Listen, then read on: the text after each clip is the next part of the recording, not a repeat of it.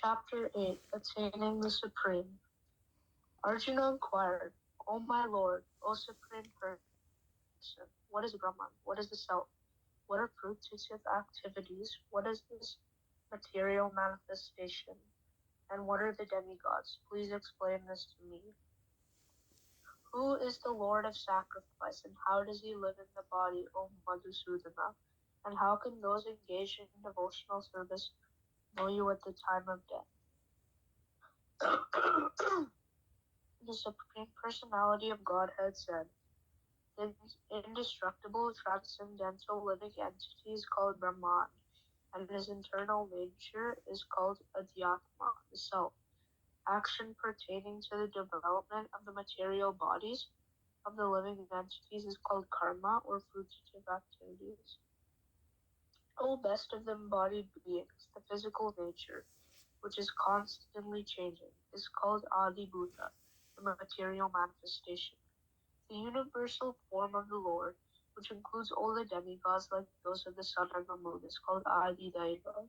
And I, the Supreme Lord, represented as the super soul in the heart of every embodied being, am called Adi Yagna, the Lord of sacrifice.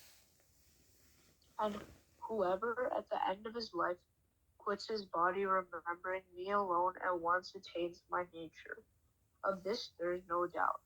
Whatever state of being one remembers when he quits his body, O son of Kunti, that state he will attain without fail.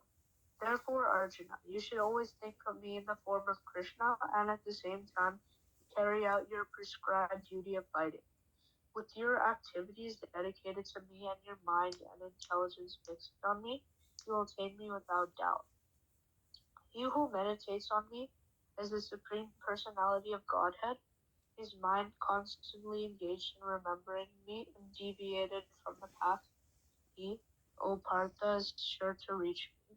One should meditate upon the Supreme Person as the one who knows everything, as he who is the oldest, who is the controller, who is smaller than the smallest, who is the maintainer of everything, who is beyond all material conception, who is inconceivable, and who is always a person.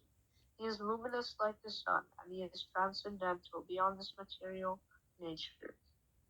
One who at the time of death fixes his life air between the eyebrows and by the strength of yoga, with an undeviating mind engages himself in remembering the Supreme Lord in full devotion, will certainly attain to the Supreme Personality of Godhead. Persons who are learned in the Vedas, who utter Omkara, who are great sages in the renounced order,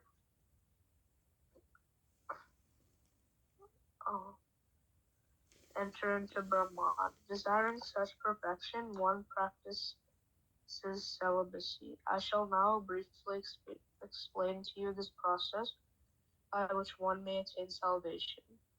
The yogic situation is that of detachment from all sensual engagements, closing all the doors of the senses, and fixing the mind on the heart and the life air at the top of the head. One establishes himself in yoga. After being situated in this yoga practice and vibrating the sacred syllable Om, the supreme combination of letters, if one thinks of the Supreme Personality of Godhead and quits his body, he will certainly reach the spiritual planets. For one who always remembers me without deviation, I am easy to obtain, O son of Pritha, because of his constant engagement in devotional service.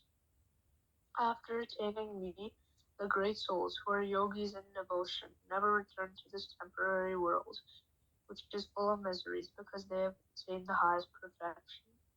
From the highest planet in the material world down to the lowest, all are places of misery wherein repeated birth and death take place. But one who attains to my abode, O son of Kunti, never takes birth again. My human calculations, 1,000 ages taken together form the duration of Brahma's one day, and such also is the duration of his night. At the beginning of Brahma's day, all living entities become manifest from the unmanifest state, and thereafter, when the night falls, they are merged into the unmanifest again. Again and again, when Brahma's day arrives, all living entities come into being, and with the arrival of Brahma's night, they are helplessly annihilated. Yet there is another unmanifest nature, which is eternal and is transcendental to this manifested and unmanifested matter. It is supreme and is never annihilated. When all the world is annihilated, that part remains as it is. That which the Vedantas describe as unmanifest and infallible, that which is known as the supreme destination, that place from which, having attained it, one never returns. That is my supreme abode. The supreme personality of Godhead, who is greater than all, is attainable by unalloyed devotion. Although he is present in his abode, he is all-pervading and everything is situated within him. O best of the Bharatas, I shall now explain to you the different times at which, passing away to this world, the yogi does or does not come back.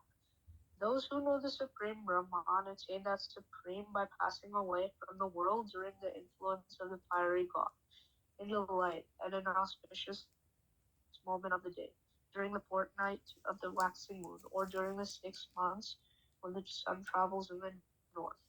The mystic who passes away from this world during the smoke, the night, the fortnight of the waning moon, or the 6 months when the sun passes to the south, reaches the moon planet, but again comes back. According to Vedic opinion, there are two ways of passing from this world, one in light and one in darkness.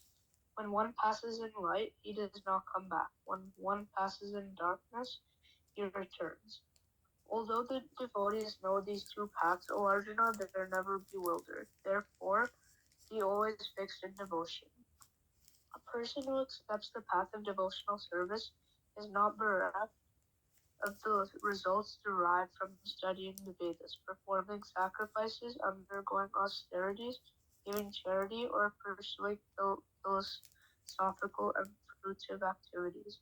Simply by performing devotional service, he attains all these, and at the end he reaches the supreme eternal abode.